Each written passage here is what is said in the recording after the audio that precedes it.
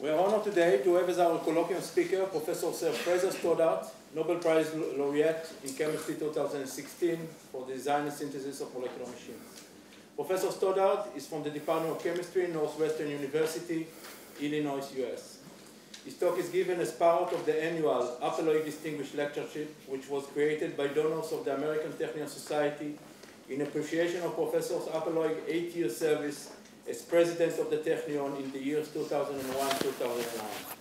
The subject of the lecture is the rise and promise of artificial molecular machine based on the mechanical bond. I would like now to invite Professor Appeloid to introduce our distinguished guest, Professor Appeloid. Well, before I introduce Professor Stoddart, let me first invite Professor Kenan, who is the president of the Israel Chemical Society. Udi, you have maybe something to say. It's a surprise for you. It's not prepared for that. It's honorary membership of the Israel Chemical Society. It's a lifetime membership. So you cannot get rid of this. And I'd like to give it to you. Somebody else.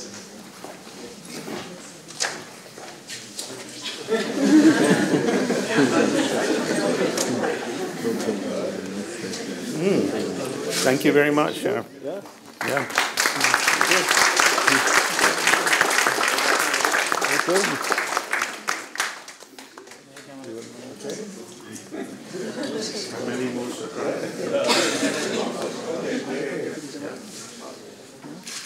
Thank you.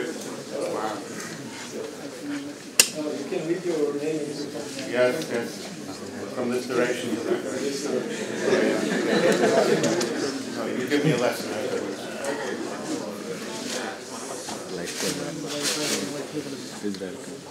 Okay, so now it's really my great privilege and pleasure to introduce our speaker today, Sir Professor Fraser Stoddart from Northwestern University in the USA. I'm confident that most of you in the audience know Professor Stoddart well because of his vast contributions to chemistry. But still, I want to introduce him, maybe for some of the students who don't know his work, to introduce shortly his academic career. So Fraser Stoddart was born in Edinburgh, the capital of Scotland, and grew up in a farm near Edinburgh and attended the local schools. Following high school, he went to Edinburgh University, where he completed both his BSc and PhD degrees in chemistry. He spent the next 3 years as a postdoctoral fellow at Queen's University in Canada with Professor Kate Jones. And reading his biography, I read, he actually wrote, he mentions that at that time, this was 1967, Charles Peterson, 20 years later, one of the 3 Nobel laureates in chemistry, together with Jean-Marie Lane and Donald Crumb, who received the Nobel Prize for developing supramolecular chemistry. So at that year, Peterson published the synthesis of the first Crumb meter. Professor Stoddart writes that this paper started his interest in the chemistry beyond the molecule, which will continue to fascinate him throughout his entire scientific career. In 1970, he assumed his first faculty position at Sheffield University, where he stayed for about 20 years before moving in 1990 to Birmingham University for 4 years. In 1994, he moved again, this time over the Atlantic Ocean to the University of California in Los Angeles, UCLA, where in 2002 he became the director of the California Nanosystems Institute, one of the leading nanotechnology institutes in the world. In 2008, he made another move and joined Northwestern University, where he is today. I have followed with fascination and admiration for many, many years Professor Stoddart's chemistry and how the field that we now call molecular machines developed from relatively simple mechanically interlocked molecules to elaborate, highly sophisticated molecular machines able to perform work such as movement, serving as what we call molecular elevators, molecular racing cars, molecular pumps, molecular switches, and so on. Another attraction for me of Stoddart's chemistry is simply the aesthetics and beauty of the molecules, which is group synthesized and of which you see a few examples in this slide. These beautiful molecules also require special terminology and have beautiful names, such as catenanes, rotaxane. I think we have also the Olympiadine here, yes, on top, number A, etc. So those of you after the lecture who will want to read more, I highly recommend all of you to read Professor Stoddart's Nobel lecture published last year in Angewandte Chemie, and also his book on the mechanical bond published a few years ago, I think 2 years ago or so. Professor Stoddart published more than 1,100 scientific papers, a small number, which were cited more than 100,000 times, leading to an H-index of about 150. Maybe more importantly, in my view, he has trained more than 400 graduate and postdoctoral students, of which more than 100 have now successful independent academic careers. So the prophecy, so to speak, of molecular machines is spread worldwide. Although Professor Stoddart's science is of fundamental nature, he is also interested in applications and has created 2 startups. I am particularly intrigued by Cycladex, which aims to reduce the use of poisonous cyanide in gold mining, in the gold mining industry, by replacing the cyanide by starch-based compounds. Not surprisingly, Professor Stoddart won many recognitions and scientific prizes, which I will not detail. I will only mention that he is a member of several prestigious learned societies, including the Royal Society, the German Academy, the Royal Netherlands Academy, the American Academy of Arts and Sciences, the US Academy, the National US Academy of Sciences, the Chinese Academy of Sciences, and most importantly, since a few minutes ago, honorary member of the Israeli Chemical Society. There is one more particular honor which I must mention. In 2007, so that's now 11 years ago, Stoddart was knighted by Queen Elizabeth II, the highest honor one can receive in Great Britain, giving him the right to be called Sir, and we are happy to call you Sir.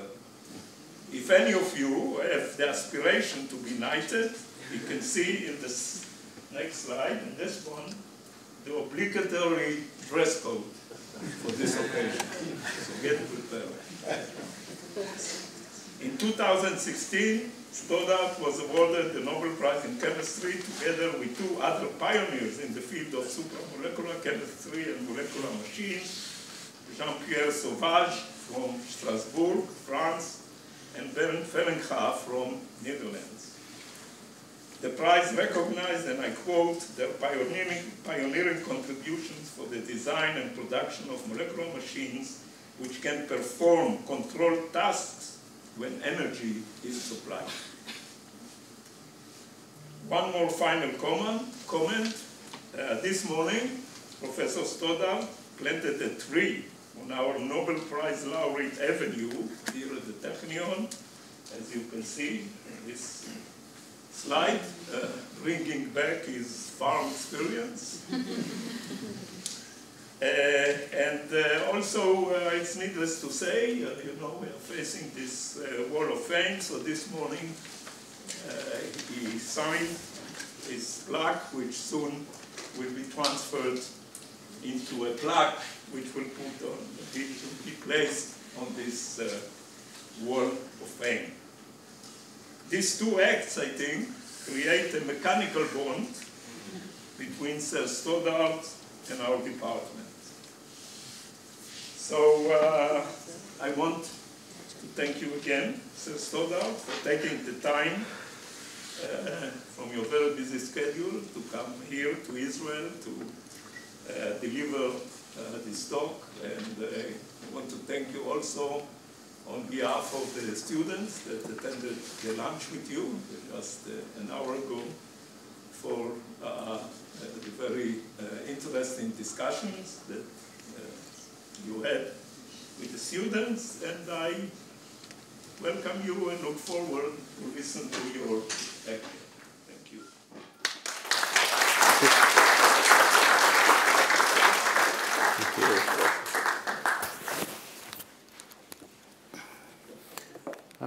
Well, good afternoon, everyone, and sorry for the delay there in starting. It's an absolute delight to be here in Israel and to be back for the second time in Haifa and also in this very lecture theatre.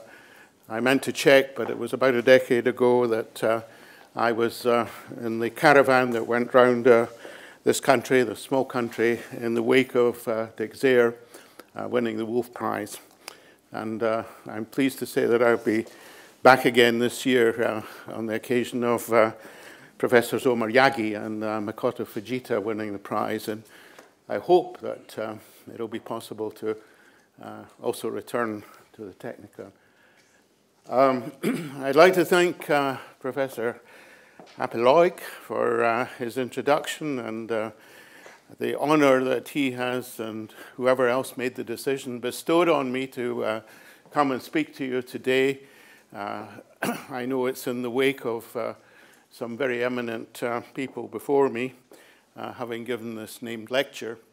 I am humbled by the prospect of speaking to you in the context of giving this distinguished lectureship.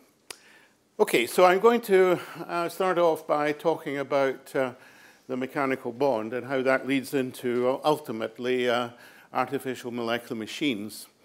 And perhaps the simplest place to start is just with the word bond.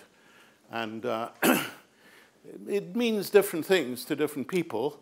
And the point I want to get over is that we as chemists don't have a monopoly on the definition of this word. Financiers use it, biologists use it, social scientists use it, anthropologists use it, and when we slip the adjective mechanical in front of the word, it's not the exclusive use just to chemists. It's prevalent in our daily lives, as I will show in a minute, in architecture, art, and in nature, and in a more light-hearted kind of way. If you go to the cinema, you probably have interacted many times with one of these leaders of 007, and here we have Sir Sean Connery, who is also an Edinburgh-born Scot, for whom I've been, during my time in Los Angeles, mistaken twice for in the street. So, looking at interlocking in art and architecture, you see examples from China. It just happens that's the two that are filling these two corners there, but the rest is from the Celtic culture, the Book of Kells, and also this cross that you see from the so-called Holy Island, showing the intertwining and interlacing that is part of Celtic culture. And it may well be that it's part of your own culture here in Israel. It wouldn't surprise me. In everyday life, we have bicycles, we have chains, we have ropes, we have scissors, we have interlocked rings, Betty rings, nuts and bolts, and Here is my first grandson. He's aged about 6 months here. He will now be about 14 in 2 or 3 days' time.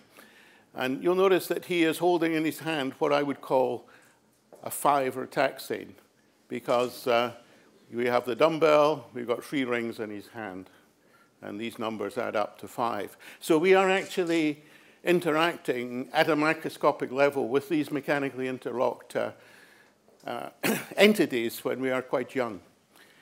If we look at fashion, we have belts, we have shoes, we have rings, we have ties, watches, and to keep the gender balance right, this is my only granddaughter, now almost coming up to 12, and she's wearing what the Americans call a onesie. This little suit here is such that it's not very easy to take it on and off without the so-called poppers at the back.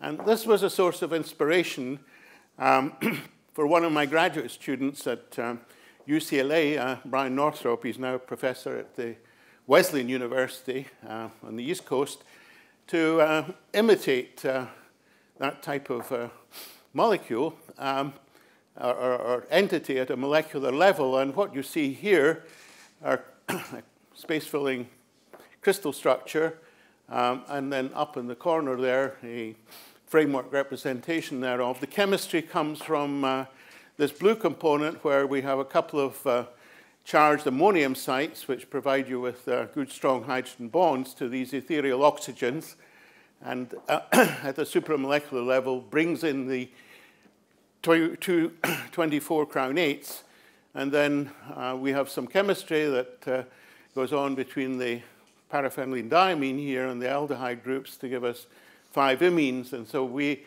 in principle, carry out a 5-component assembly under thermodynamic control, and this is often referred to as dynamic covalent chemistry. And it's quantitative in its yield. So I thought that would be a good way to perhaps surprise you, other than the archetypical type of mechanical bond, that there are others in the wings, like sutanes. Already, Professor Appelhoch, in his introduction, mentioned catenanes and retaxanes. The point I want to make here is that the mechanical bond, the term was actually brought into the chemical literature back in 1953 by Professor Frisch. I think he was at one of the centers of the New York State University system. I think it was Albany. What I additionally want to say here, and I should have said at the beginning, is that we as chemists could look to the world at large and say, when it comes to chemical compounds, and I don't know what number to put on this, but every day there's probably tens, if not more, thousands of compounds made all around the world in academic laboratories and pharmaceutical companies and the like. If we look at chemical reactions, I would say in any one year, we probably see the advent of maybe 10, 20 that are distinguishable and are often associated with the names of the chemists who bring them into being. But when it comes to inventing a new bond that has the same strength as a covalent bond, because in these interlocked systems, the weakest bond that breaks the mechanical bond is the weakest covalent bond in the molecule, that it's only once in a blue moon that you're going to see a new bond. And I suggest to you that that's this one I call the mechanical bond. So catenanes and retaxanes, just bearing with me a little while, I call them MIMs for short, mechanically interlocked molecules. And here is the Wikipedia definition. I won't read it. Latin derivation, and the same for the catenane. But the point I want to make here is that once you get into the realm of the mechanical bond, you're back into the molecular world. You've left the supramolecular world, and you're thoroughly back. Well, there are some gray areas, and we'll come to them later. But for the time being, let's say, back into the molecular world. Now, I always like to pay homage to one or two people. I don't have time to go more than into just one person, German chemist Gottfried Schill. Here's a photograph from quite some years ago of him. And I look upon him as the father of the mechanical bond, insofar as he described from the early 60s through until his retirement in the late 80s, early 90s, many elegant syntheses using covalent directed approaches to the mechanical bond, where this is the last 4 steps: telescope, no reagents, just to give you a feel for what was going on in his work. But this was at the end of roughly 22 steps. And so he would be fortunate to deliver milligram quantities of this compound. And you can see that it involves in the final steps the hydrolysis of an acetal and the breaking of an aromatic aryl nitrogen bond. The other, perhaps, downside that one could see of the Schill synthesis was that once these covalent bonds are broken, these 2 rings are not really going to be talking to each other. There might be some hydrogen bonding, but it's not going to be the kind of weak bonding that would lead to new and useful chemistry. But nonetheless, I think he is, as I'll come back to later on, a much undervalued person in the whole field. He set the agenda in many ways during a 25-year period. And his influence on me was such that this book on catenanes, retaxanes, and knots, which was translated from German, appeared in English right at the beginning of my academic career in 1971 in Sheffield. And so it was to many, but particularly to me, my Bible, and was a source of inspiration. And that inspiration, sort of coupled with what was mentioned earlier about Peterson, was such that we used the crown ether concepts that he introduced in '67 into the literature to marry my previous experience, which had been in carbohydrate chemistry, so that we have these Cairo crown ethers, in these cases distinguishing between racemic salts here and being able to separate these enantiomers. We also studied other intramolecular, or intermolecular interactions in these carbohydrate-based crown ethers. And just to get over the fact that despite the fact, and I won't go into it today, I didn't have a very pleasant time during my early academic career, I kept my enthusiasm alive. And you can see here, this is roughly according to my elder daughter, Fiona, standing here. I guess she was about 6, and her little sister, Alison, about 3, back in 1979, on a beach near Edinburgh. Here I am constructing for the children an 18 crown 6. The potassium is that little blue bucket there, and I'm trying to show them that there are weak interactions using these pebbles that is making this complex. And then here is the sugar, and this is where I was defeated because I couldn't show the stereochemistry of this component. At the end of this sort of early period, I think I'd begun to appreciate, and I have to say I didn't at the beginning, the elegance of chemistry. The fact that we have a situation where, as Vladimir Prelog, Nobel laureate himself in '75, points out, and I just read it here, and this is not for the first time. Marcel Berthelot, a Frenchman in 1860, made the same point. Chemistry takes a unique position among the natural sciences, for it deals not only with material from natural sources, but creates a major part of its objects by synthesis. And Prelog continues, in this respect, the potential of its creativity is terrifying. So I often say at this stage, it puts us, when you realize that you are a maker of something, in the same sort of court as a painter, or a sculptor, or a novelist, or a composer. This is unique to chemistry. I think the climate is changing a little in biology, and maybe even in physics, but we are makers of things. The other thing I want to get over here is I was always a bit of a dreamer. And here I record a couple of lines that I ascribed to the late Robert Kennedy before he was mown down by a gun in his bid to get the presidency back in 1968. It's borrowed from George Bernard Shaw's play, The Methuselah.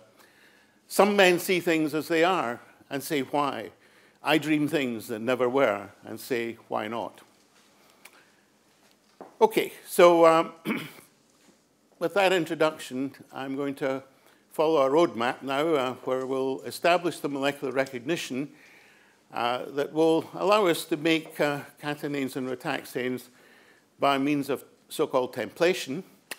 This will lead to molecular shuttles and switches, and then from there, a rather big jump to molecular pumps, where we've got to use a ratchet, and I will just speak about energy ratchets today, and introduce radical templation, which is our most recent form of templation, and the fact that when we get here, we'll be doing chemistry away from equilibrium. So establishing molecular recognition, I just want to make the association between the supramolecular world, and so here we have complexes, and this would be a good example, something I call a pseudorataxane. We just have two components that are brought together by means of some type of weak interaction. But once we put large stoppers on the ends here, or we turn this blue rod into another ring, we have the molecules, as I've called them, the rataxane and the catenane, at their simplest level. And the point is, I continue to show you these weak interactions because one hopes that by using this approach, the molecular recognition that comes associated with what we often call self-assembly, leading to template-directed synthesis, carries these weak interactions over into the molecular world. So if I were to summarize my first period at Sheffield, it was that I had picked up from the nice, surprising, I have to say, publications by Charles Peterson from the DuPont Research Laboratories in Wilmington, Delaware, crown ethers, and married them to carbohydrates. So this was rather incremental. It was an obvious thing to do during what I often call one's apprenticeship, the 10,000 hours that usually takes most of us 10 years. I guess in my case, I would almost say it took 20 years, and so 20,000 hours, because we really didn't get to a mechanical bond until the end of the 80s. But it learned, during this time, I think I put a lot of pressure on myself to be imaginative, and there were some very positive things. In 1976, I think it was the 100th meeting of the American Chemical Society, I had the great good luck to meet Donald Cram at, in a big ballroom with 2,000 people there in New York. And I had the courage to go up and speak to him, and I was sort of blown away by the fact that he was prepared to spend time with me. And he did for most of the rest of that day.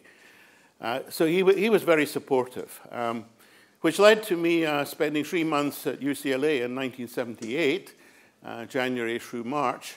And during this time, he helped me get together enough financial support and the rest of it from the Science Research Council, as it was called in the UK at that time, and Imperial Chemical Industries, to go on a 3-year secondment to ICI.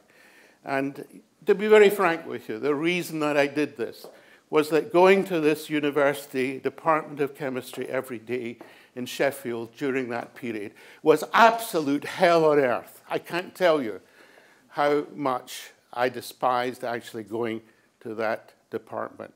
I won't go into the details of why, but there were 4 professors who were at war with each other. It was like living in baronial England.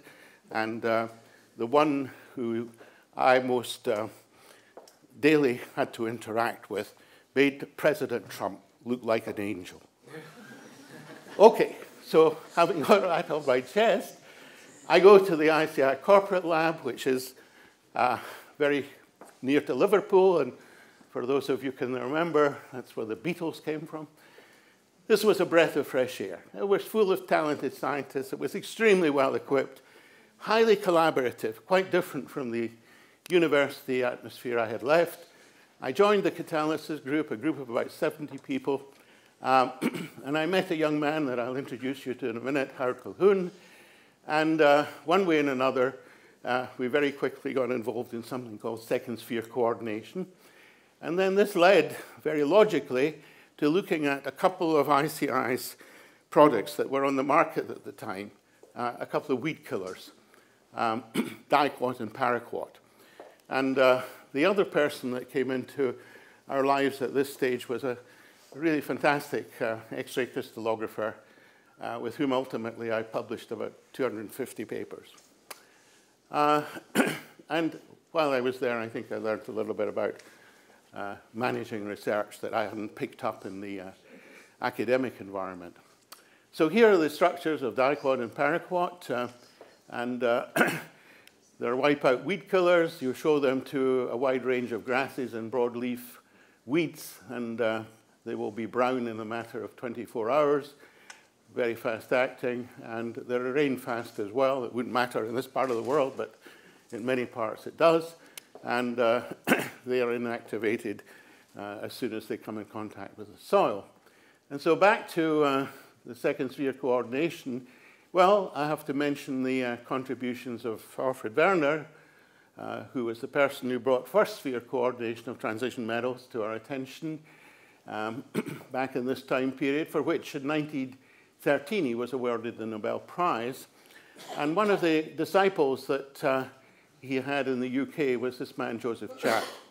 And Joe Chatt, for a good part of his research career, spent his time at ICI. And so he had bequeathed to the company a treasure chest of first sphere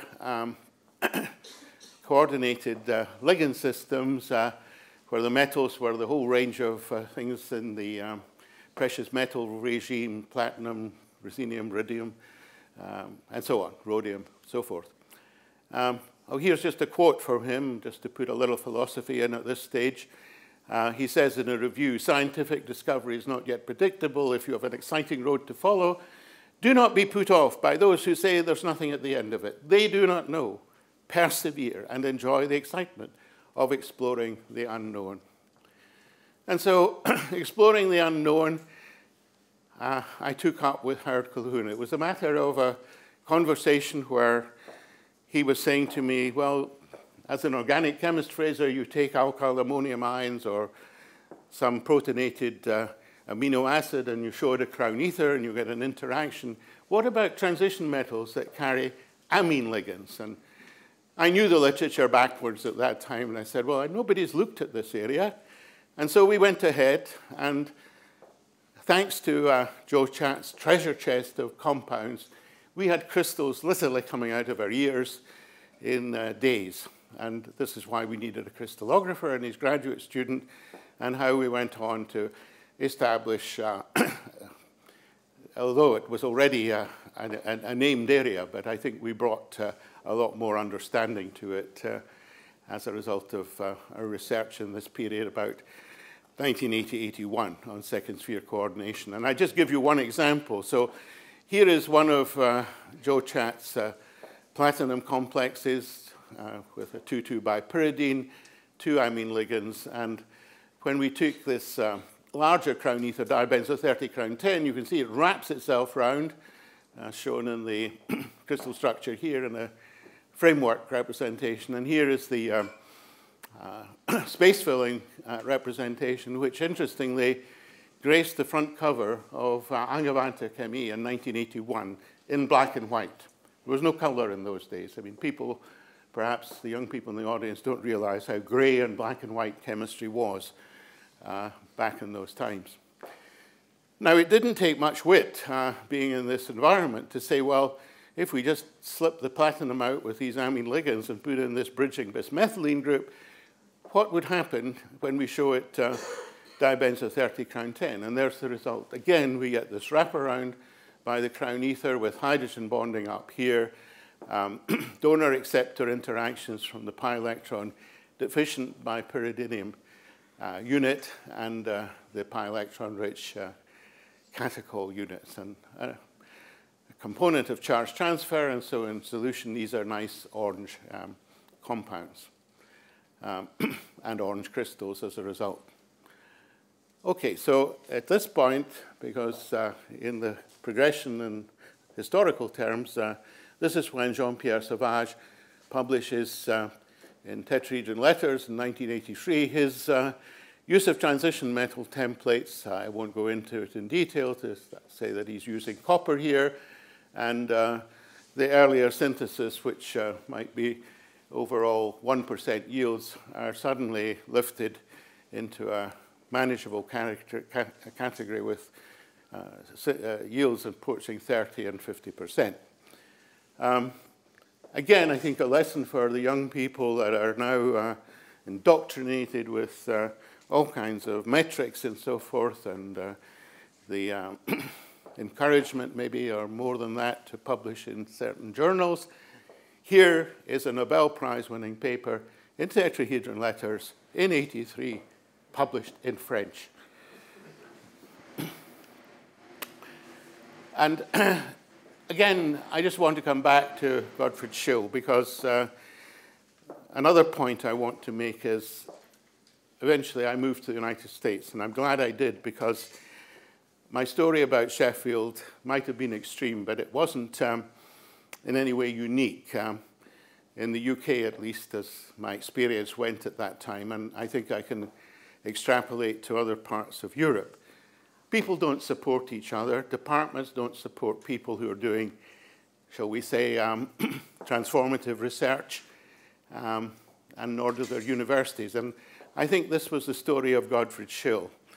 You can see him, and this is now January of this year, sitting down here with his wife.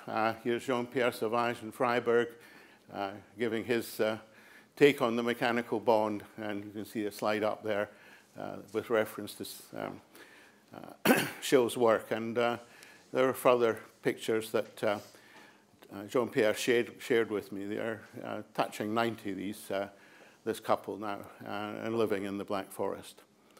So I have to say, in a way,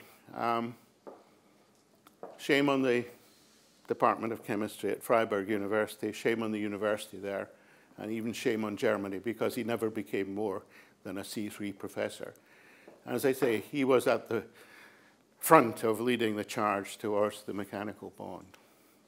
So back to our own work, I think a major breakthrough came, and it was rather too long in coming, because you can see the dates of the publications are quite far apart.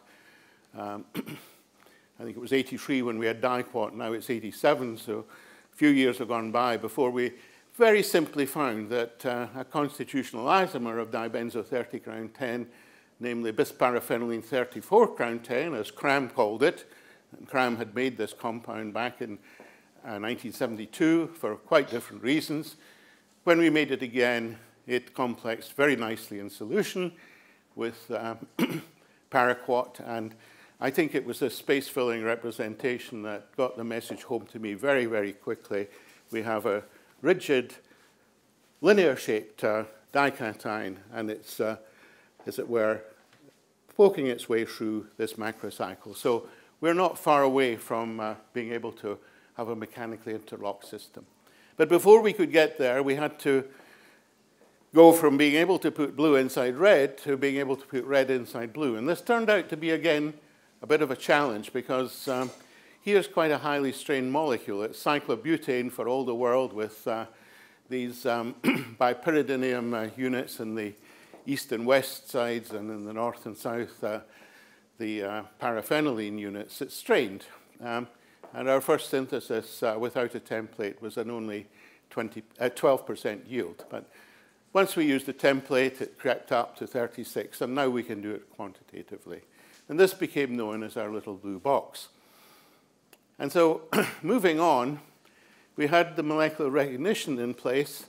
It was a matter of could we use it in the making of these MIMs, mechanical interlocked molecules. And so our first success came in late 1988, published in 89 in Angewandte Chemie. And the situation is that we had these three different compounds in solution, acetonitrile. We had 3 molar equivalents of the crown ether present, and they didn't talk to each other. There was no color change. We could not measure a stability constant. But when, well, we couldn't measure a stability constant in the absence of the dibromide. But when the dibromide was present, even at room temperature, clearly a carbon-nitrogen bond, covalent bond, was formed. And now we have a bipyridinium unit, not unlike paraquat. So not surprisingly, it swims through the middle of this ring. We switch on non-covalent bonding, as I will show there. And then it's downhill from here on, because we're only forming another nitrogen-carbon bond, and we switch on more recognition, and we've made a mechanical bond into the bargain. And what blew us away was in the first reaction that was worked up, it was a 70% yield. The crystals were forming on the side of the flask within hours. And of course, I mentioned crystals. A crystal structure was very quickly acquired along with all the spectroscopic evidence, which I'm not going into. The crystal structure gives it away. It is 2 interlocked rings. The blue box, as I called it, from the northeast down to the southwest here, you have acceptor, donor, separated plane to plane, 3.5 angstroms, you know, the distances you get in bases and DNA. And what is more, the rings are not willy-nilly interacting in a mechanically interlocked way with each other. They are talking to each other. The interactions we use to make them lives on in the molecules afterwards. And this was a big realization, and we knew that when we had this kind of interaction that, well, the world was our oyster. I just want to emphasize, and I don't want to sound arrogant here, but in retrospect, I think this is a very elegant piece of organic synthesis, because it's a one-step reaction. It does a lot of things at once. There's no crosstalk, as I said to begin with. You form a covalent bond. You switch on molecular recognition. You form another non-covalent bond. You switch on more recognition, and you form a mechanical bond, all at room temperature in acetonitrile. And all you have to do is change the counter ion. OK, so at the end of that decade, the opportunity came to move to Birmingham University. So I was, as it were, headhunted to go there, which is pretty unusual in the UK, I have to say. And I only went because it was a completely washed-out chemistry department. It was another example of very poor leadership by that age of senior people in the UK. And I went to be a professor at 48. Excellent students, new laboratories, state-of-the-art equipment, and research blossomed. And I want to make a point about the students that is very topical today. What was transformative was bringing in students from other European countries to begin with, and then from Japan and the US.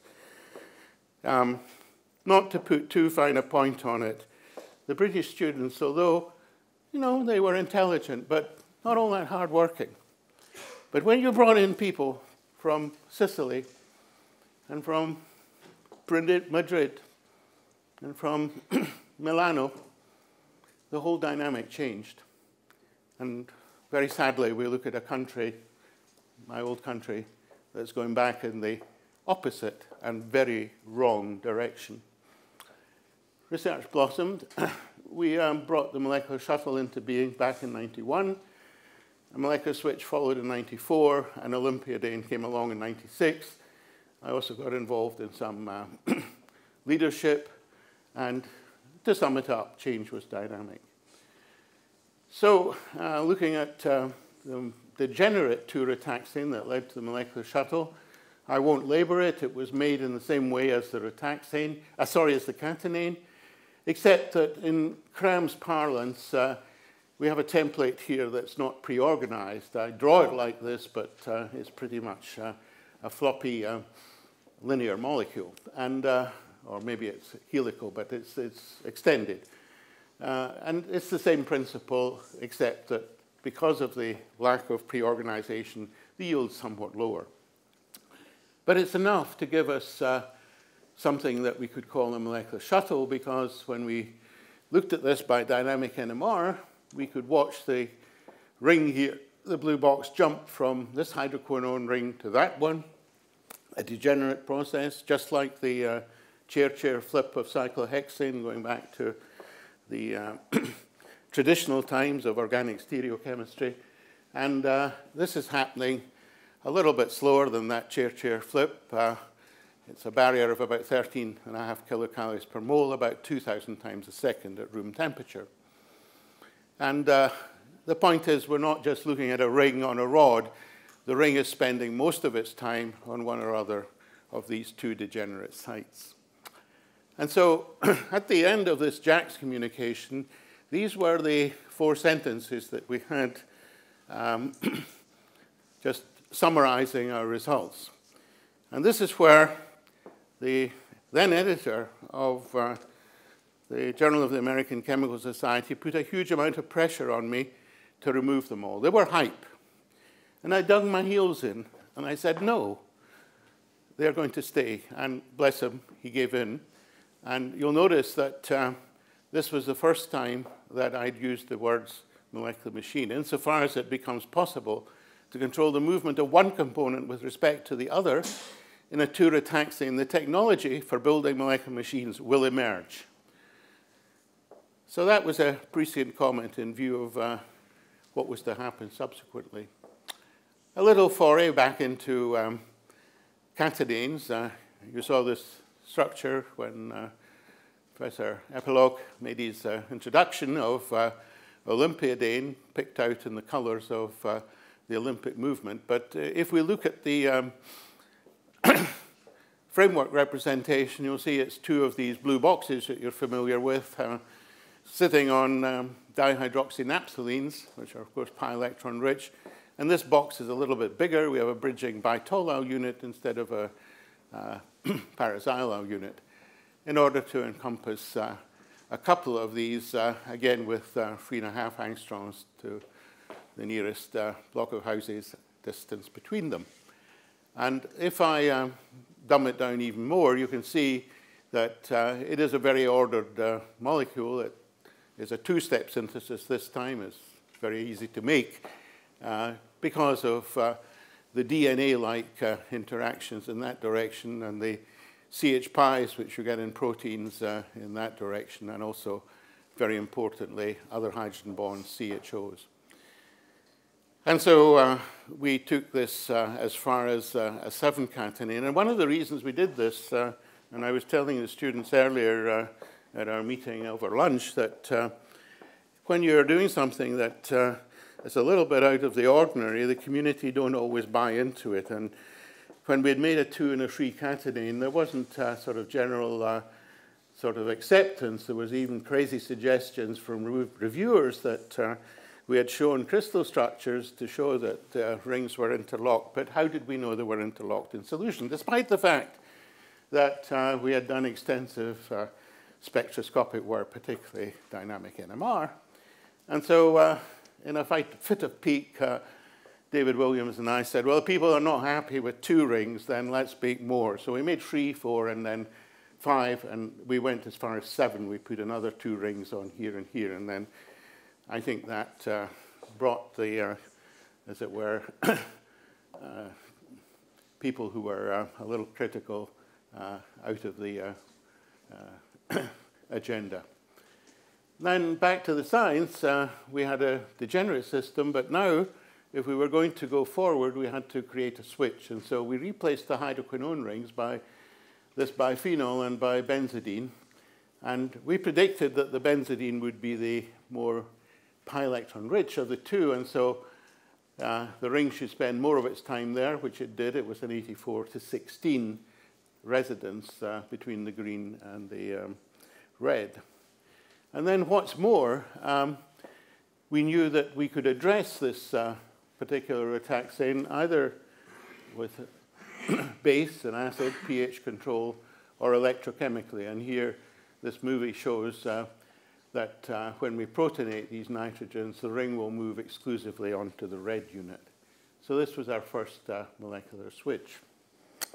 Right, so that's 94, 96 was the Olympiadane, and come 97, at the age of 55, I moved to the United States to UCLA, and this is a very steep learning curve. I'm basically an assistant professor in a new academic system, but now I have incredibly supportive colleagues. I have somebody like Fred Hawthorne that says, Fraser, you must come to lunch with me today. And I say, well, yes, of course. And we get our lunch, we sit down in the faculty club, and he says, what can I do to help you? And I just about fall off my chair. First time in my academic life that a senior professor says, what can I do to help you? Wonderful. So I have very supportive colleagues. Collaborations thrive, as I'll come to in a minute. And again, I become, well, in this case, the director of the California Nanosystems Institute. It's a highly productive time. There's a lot of travel, but life isn't a bowl of cherries, because the one reason that really pushed us to the US was my wife's deteriorating health. She had been diagnosed with breast cancer in 1992. There was a lumpectomy followed by a mastectomy in 94, and things just got worse. And so we moved partly to get the good care that the UCLA Breast Cancer Center could provide. But after an amazing fight over 12 years, and this is where I have to emphasize for young people, life ain't a bowl of cherries. 12 years was a third of our married life. I spent more time in hospitals and in clinics than I did with my group in the laboratory. This was not a nice time. It was a fifth of her life. Life is not a bowl of cherries. Anyway, you survive it, and then, not surprisingly, I get interested in drug delivery systems and also molecular electronics. Before we go back to the chemistry, here is this remarkable woman. I would say 2 orders of magnitude smarter than her husband. I never passed exams as an undergraduate at the top of the class. I mean, I wasn't far down, but this woman was always at the top of the class. And she was my fiercest critic. She didn't suffer fools gladly. It is well seen you were brought up on a farm. We can't go anywhere to eat, but you get your food all over you, which is very true. I sometimes wonder why I married you. And being a biochemist, that slide has way far too much information on it. I get rid of most of it. 90% of what you have there is redundant. And so it went on. So I have no idea if she had lived, how she would have handled today's situation. Anyway, back to the science. With Jeff Zink, who incidentally has just lifted the Tolman Prize in the ACS section of Southern California for this work, we collaborated on using his talents to make mesoporous silica nanoparticles, you know, about 150 nanometers in diameter, riddled with these hexagonal channels in which you could put, say, anti-cancer drugs, things like deoxyrubicin, and then we closed them on the outside with our machinery, these rataxanes, if you like, where we could move the rings back and forward. And so this movie kind of tries to encapsulate what we were trying to do through quite a number of joint publications. Is under a concentration gradient, fill up the pores with a cargo, call it a drug if you like, and then in later stages, Jeff has taken it further, put epitopes on the outside, by endocytosis, induce them to go into disease cells, and then by some signal, maybe a change in pH, open the gates, and out comes the drug. And of course, this is bad news to the disease cell. So just a glimpse at that. The other glimpse I want to give you is of a very pleasurable and enjoyable collaboration with Jim Heath. And what you see here is a sort of dumbed-down version of the synthesis of a dumbbell with a hydroxynaphthalene unit. And the green one is tetrathiafulvalene, and it's more pi electron rich. And so that's where the templation of the blue box takes place. But you can also, of course, work on the electrochemistry of TTF by oxidizing it. And we found that we got changes in conductivity when we had monolayers of these rotaxanes. And we had developed this ability to make monolayers in collaboration with Helmut Ringsdorf back in what was the name of the place that he was in? Mainz, yeah, thank you. So here you see the Langmuir trough squeezing the molecules into and now the Blodgett part, bringing the chip, if you like, out of the water, transferring this film. And the hard lithography, of course, was Jim's expertise. And then he comes and puts wires on orthogonally. And we have a 4x4, if you like, crossbar device, a memory device. If I go fast forward, and there were many publications to 2007, when we described a situation where we had a 160 kilobit molecular random access memory based on 40 times 40 wires, and we had roughly 100 bistable rotaxanes of this constitution trapped between wires that were now down to 16 nanometers wide. And when Jim looked at those, he already had moved to Caltech. He put a very high threshold on what was a good switch and a bad switch. A quarter of them survived, and so he used those to punch out California Institute of Technology with the ASCII 2 code of zeros and ones. And to show the size of the device, here it is, and here are some white blood cells. So we were down at a density of memory that was at 10 to the 11 bits per square centimeter and smaller than the cross-section of a red blood cell. That was 2007, and this slide was prepared way back then, and I don't know where we are now, but we're getting close to 2020, where the conventional industry was expecting to be back 13 years ago. All right, so let's move on in the interest of time, because it's not on my side. We need to go to machines now, because whatever you say about a switch, it is not a machine insofar as there's no work done. You switch it on, you switch it off. No work is done. And so making the jump from here to there was quite a challenge. And this started while I was at UCLA, but in the interest of time, again, I just have to pick out what we've been doing. More recently at Northwestern, where we have a terrific department with great colleagues, terrific students, a lot of support from King Abdul City of Science and Technology in Saudi Arabia, not far from here. That came as a result of winning the King Faisal International Prize in Science in 2007. Publications flowed. There were lots of invited lectures, and as our chairman mentioned, a couple of startup companies not associated with any of this have been brought on the scene in the last 2 or 3 years. I served on the honors committee, and I have to point out that this is now, when I'm in the office, probably 70–80% of the work that I do with my assistant. We are nominating locals, my colleagues, my students, other people's students, colleagues all around the world for almost you name it. all kinds of prizes. It gives me a lot of pleasure, particularly when they're successful. I become a fellow of this was mentioned, so let's go over it quickly. And now what I'm most excited about is this one here, which is an honorary fellowship of the Israel Chemical Society. Thank you. You do me proud. I hope I can live up to that accolade. And we also get involved in writing a book.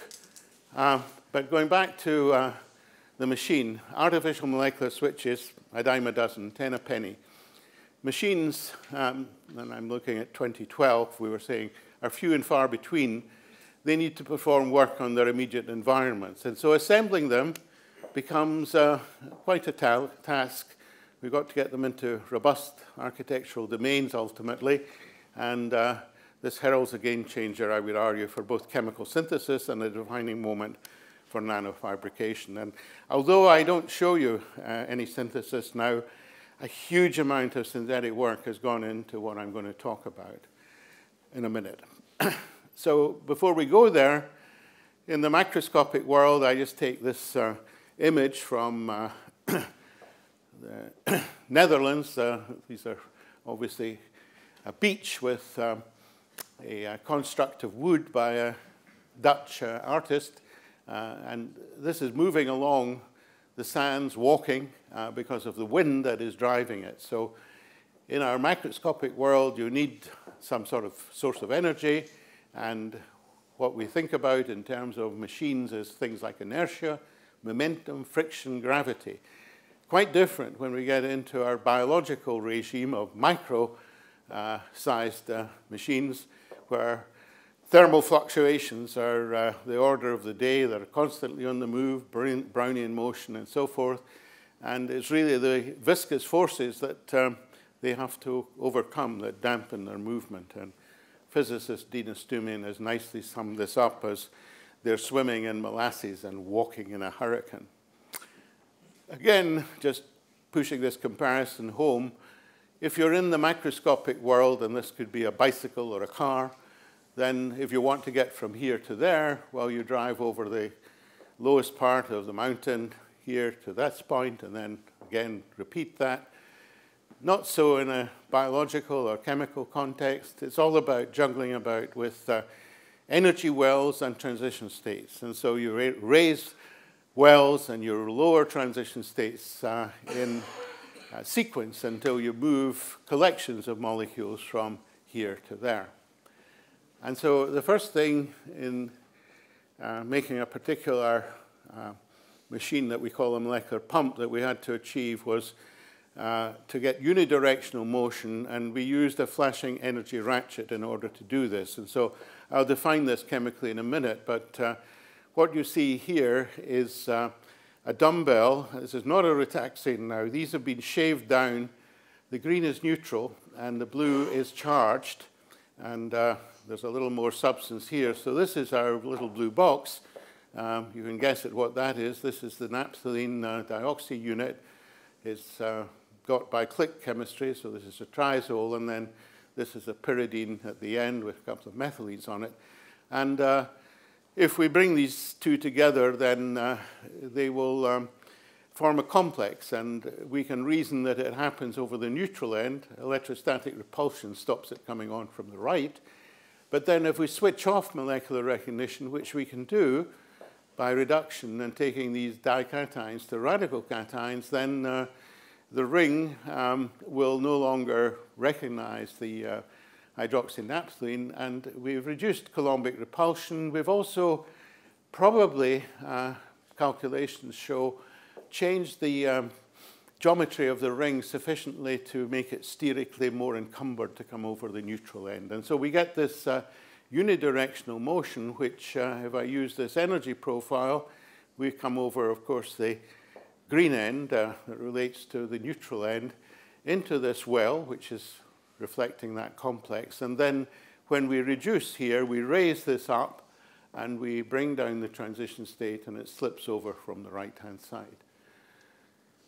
So we can make a comparison with nature. There are many that work on the basis of energy ratchets. I just take bacteria rhodopsin and its ability to pump protons across from one side of the cell to the other using an energy ratchet. Here is the chemical constitution of our dumbbell, and it's using the same principle to get this ring from left to right. Now, what was a game changer in terms of our designing machines was the belated discovery that there was radical recognition hiding away between paraquat, methyl viologen, and our blue box. It's just that nobody thought about doing a very simple reaction, which in the beginning involved just showing zinc dust to this mixture, and they form this tris radical trication where the radical interactions outweigh the coulombic repulsion. You have quite a strong complex here, every bit as strong as the donor acceptor ones that we'd used previously. But then, of course, when you bring this out of a glove box and bring it back into the air, it separates. And coulombic repulsion, of course, is a big part of that separation. And so you can have a thought experiment where you turn the dumbbell around through 180 degrees, and you bring the ring on now from the charged end of the molecule under reduction conditions where you reduce the positive charge, and then you oxidize and push it over the neutral end. And so this, at a cartoon level, is the design of our molecular pump, where I should paraphrase it by saying, making an energy ratchet and bringing a ring out of solution and popping it back into solution again, no work is done. What we've got to do is prevent the ring from going back into solution. And we do this by having a long connecting chain here where we can catch the ring, and maybe more than one. And this movie shows that, in principle, this could be done. So under reduction conditions, we bring it on, we oxidize. We now have a speed bump here, a steric barrier, and it has two purposes. It stops that first string coming back, and it allows the second one to go over and join it. And here's another movie illustrating that. Purple indicates reduction, blue indicates oxidation. That's thermal energy that's pushing it over. Reduction again wants to come back, but can't because of the speed bump, and it's joined by the second one. And so, just putting it all out, we've got reduction, oxidation, thermal energy in order to get to this so-called 2-rotaxane, and we repeat the process and we can get to a 3-rotaxane. And so we're actually doing chemistry now, we would argue, away from equilibrium. Here's the chemical constitution of our molecular pump, and I just show one piece of experimental work because, again, it's only necessary to show the one. We carry out a reduction and an oxidation, and we get to the stage where we can show by NMR that the ring is sitting here waiting to make its way over onto the collecting chain.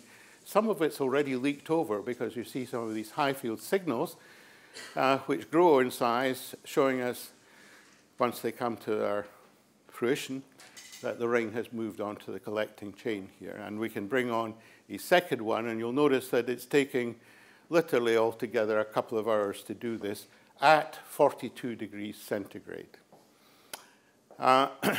So we're pumping one ring followed by two. We're working away from equilibrium, and that's just a summary of what you've seen.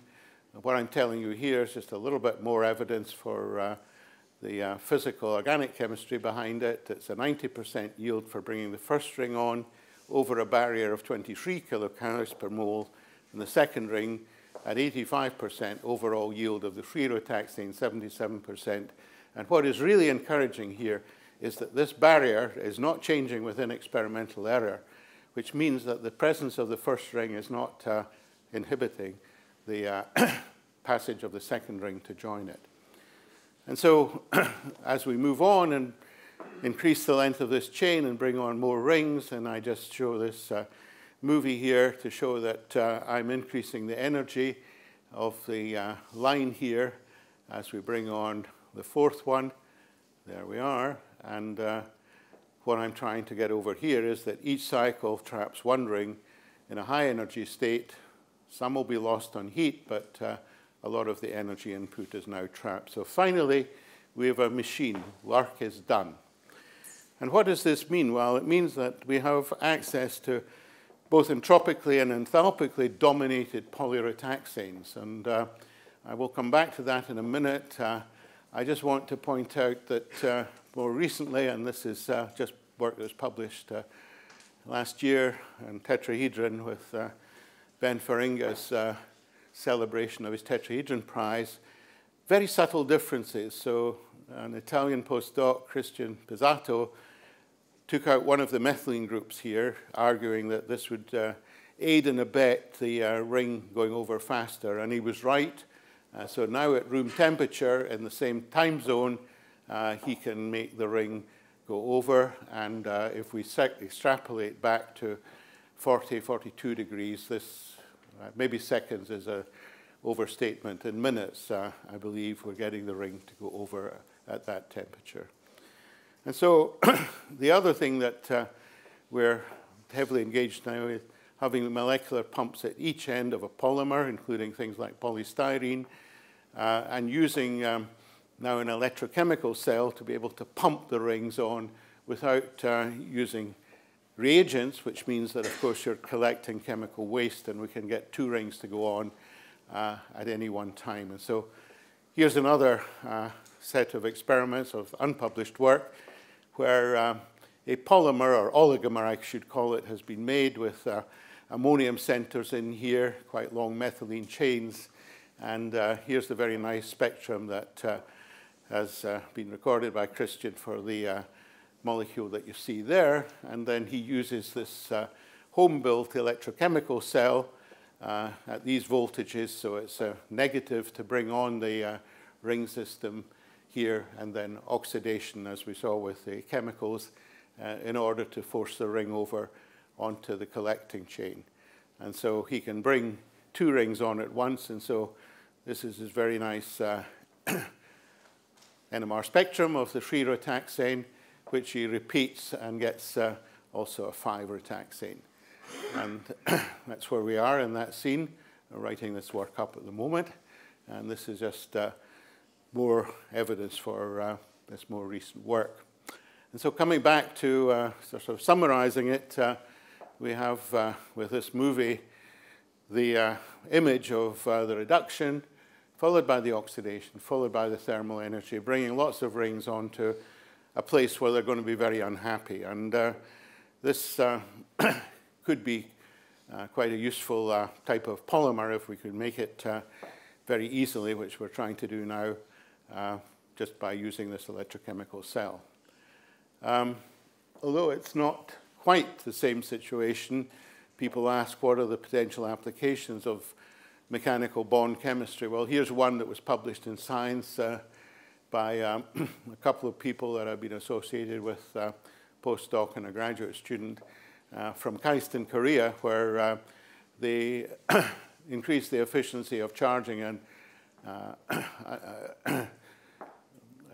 decharging, or whatever the word is, of a lithium-ion battery, where silica microparticles coalesce and reduce the efficiency. And if you have this polyethylene glycol and these cyclodextrins, then as they showed in this very nice article, you can extend the life of the battery.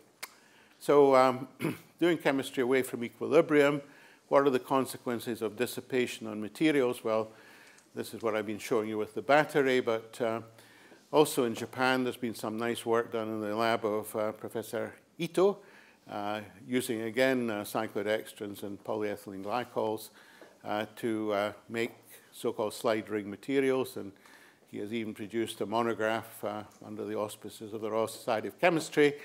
And the materials that have made have found their way into scratch-resistant polymers to coat on the back of cell phones and the like.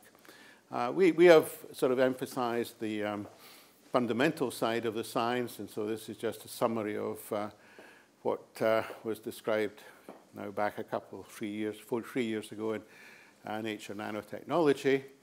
And I just want at this stage to say a little bit about the philosophy that I have in terms of science, and I don't want you to get the wrong impression. Remember, I've got 2 startup companies, but I think it's important that there is room for fundamental work. And I use this few words by, not a scientist, by an author, Eleanor Caton, a New Zealander who got the Man Booker Prize in 2014 for her book on the luminaries. And when she went to Wellington to get a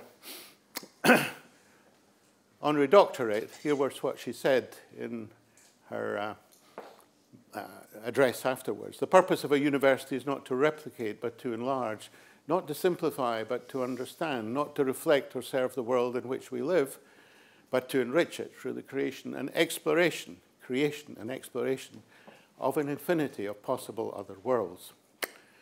So I often use this book by a neighboring, psychologist at the University of Chicago on the flow and the psychology of discovery and invention, entitled Creativity. Creative persons all love what they do.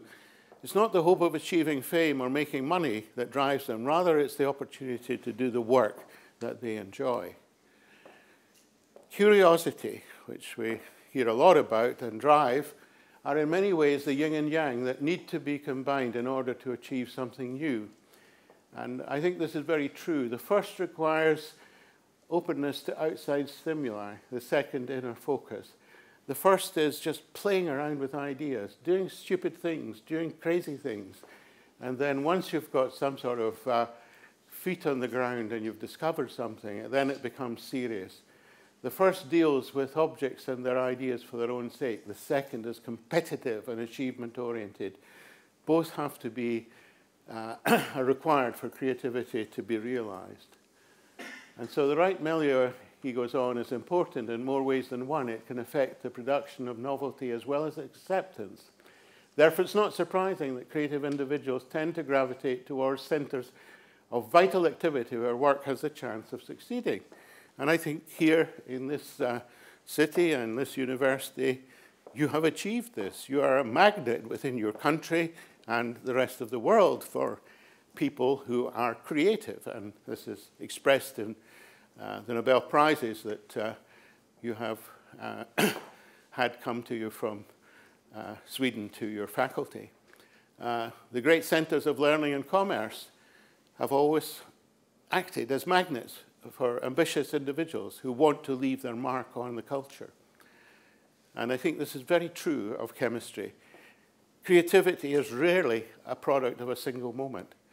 Perhaps more often it's the result of a lifetime. And if I look back on my own career, it's not years, it's decades, it's actually 50 years.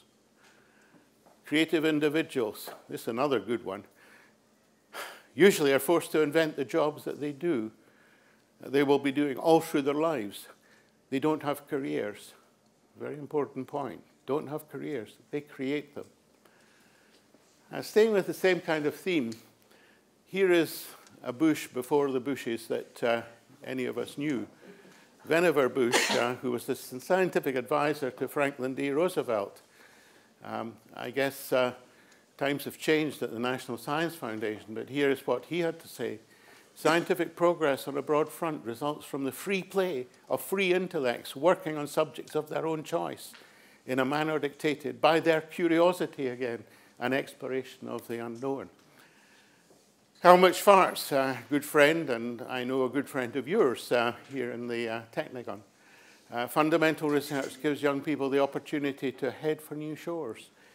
In order to master the future together, the enthusiasm of young people is the most secure currency we have.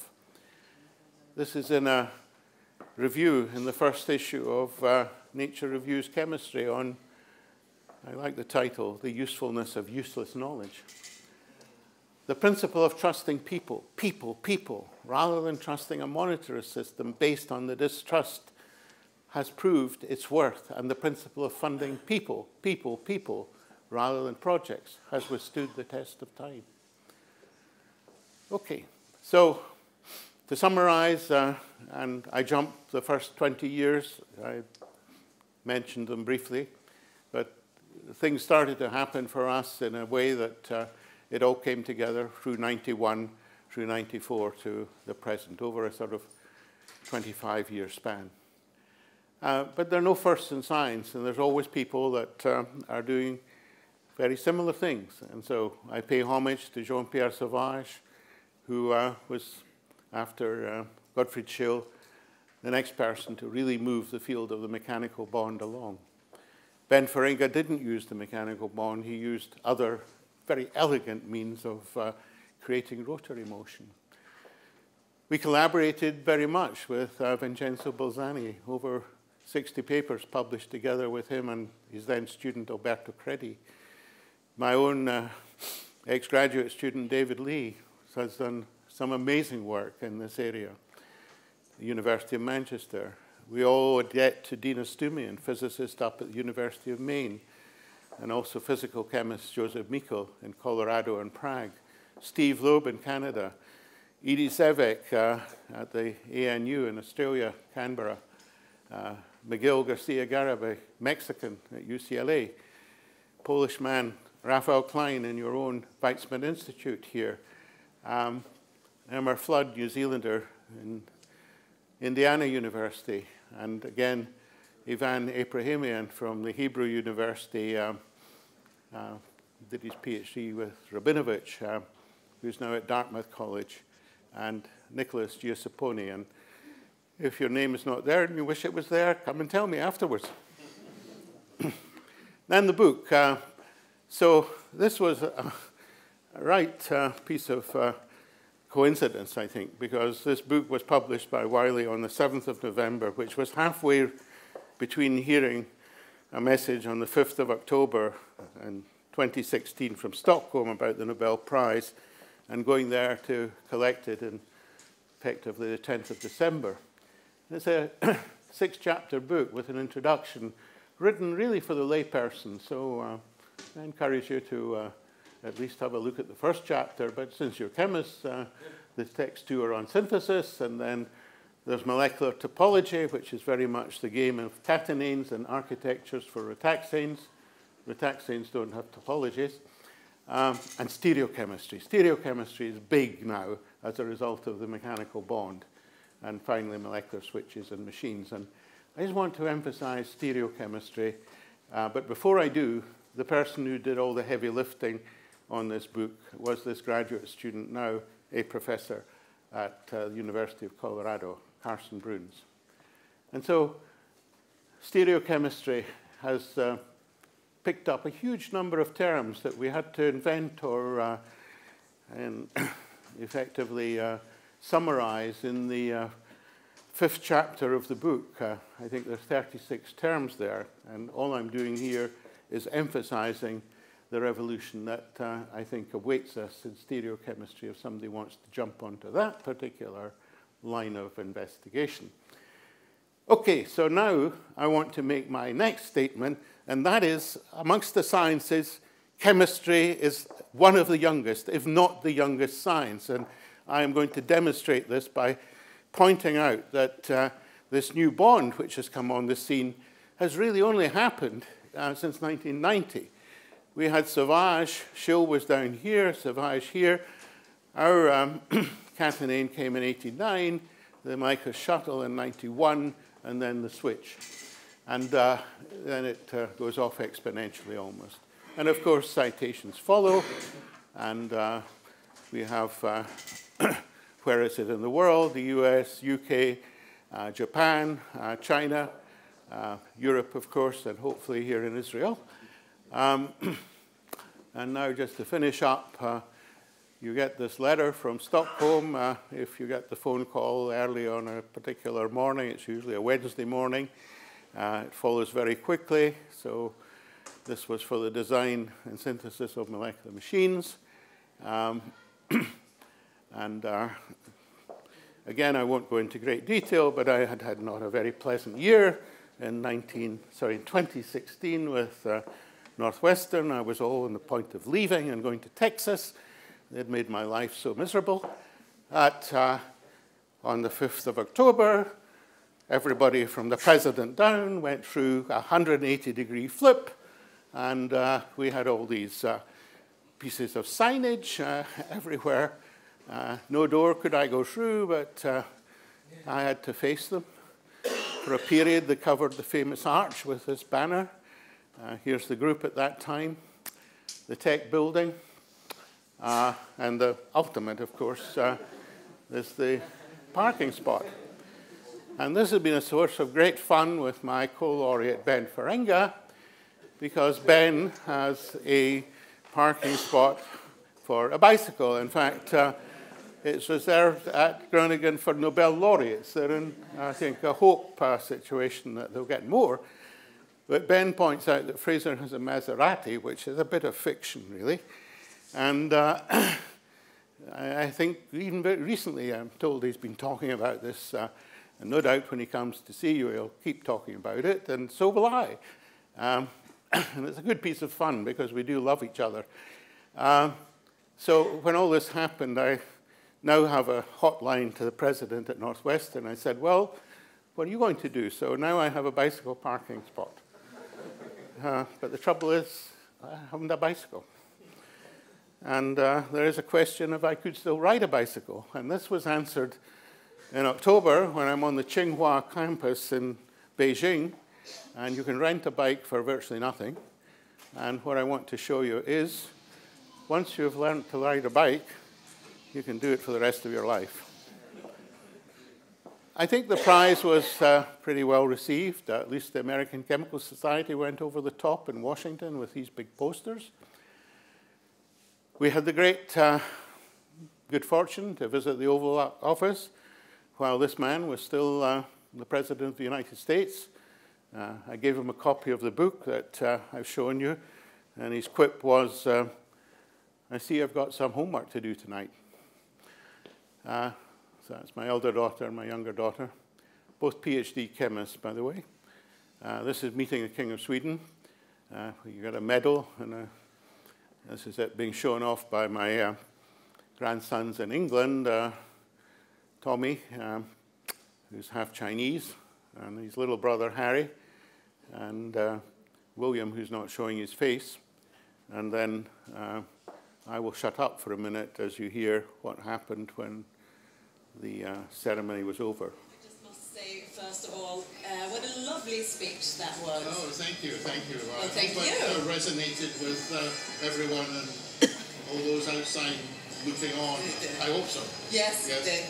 So, as we can see, you got the advice to bring all the young ones to Stockholm. Yes. So, was this good advice? Oh, absolutely. This was terrific advice. These youngsters will remember these few days for the rest of their lives, and they will, I think, probably go on with more self-esteem, more self-confidence, and will end up being more successful in their lives as a result Future of Nobel laureates. Yes. What about you kids? Did you have fun? Did you have fun tonight? Oh yeah, this night was probably one of the best nights of my life. It was? Really? Yeah. So what was the best thing about tonight? Eating the chocolates. Do you agree? Yes. What about you? What do you say? I liked the singing. Singing was really nice. Well, thank you so much for joining us, and have a wonderful rest of the evening.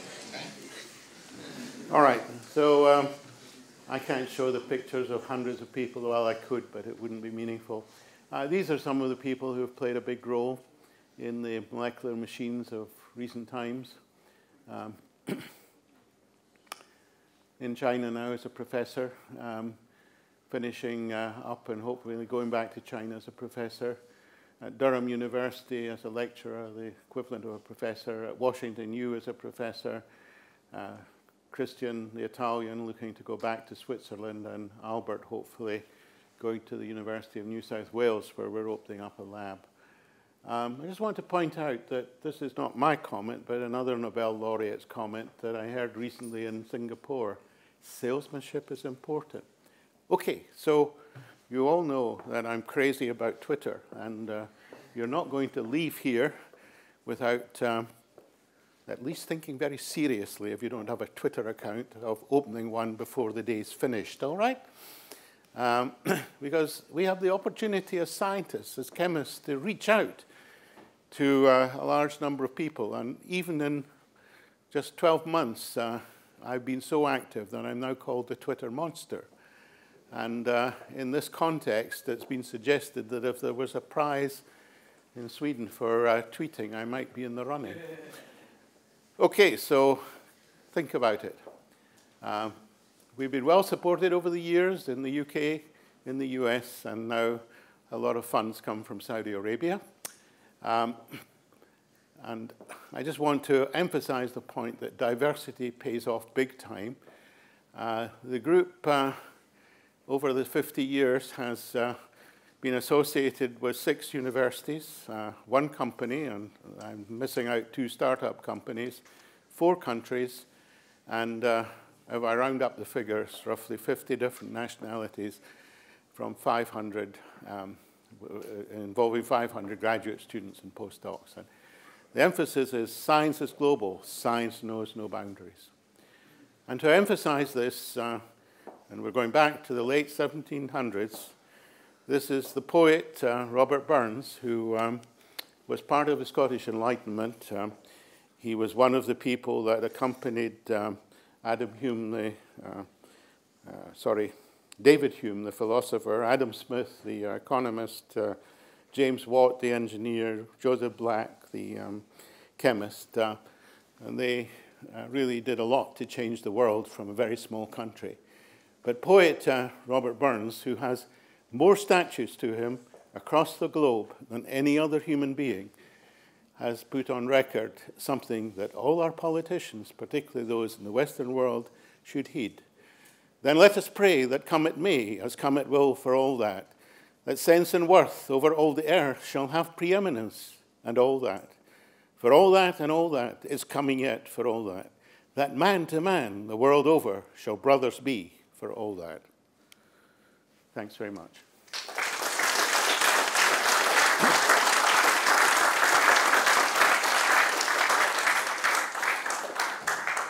Professor Stoddart for this fascinating talk, and the colloquy is now open to questions, and I encourage questions from back row students, and if you do ask a question, please speak up because it's recorded and with no mic, so relying on your voice.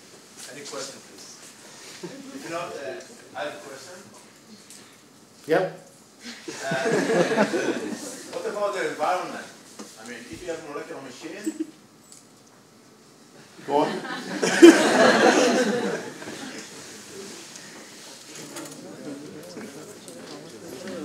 I wonder about the environment using the solvents. The molecular machine, because of weak bonds to allow movements, will be interfered by the environment. So, yeah, well, I mean, I've described machinery working in solvents, yeah.